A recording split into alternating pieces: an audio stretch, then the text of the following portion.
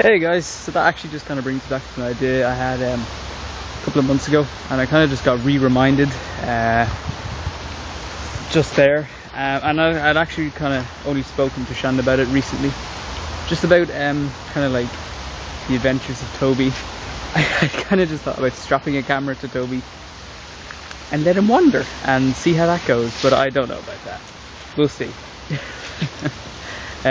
If I can get it done, if I can get the equipment I need, then I'll do it.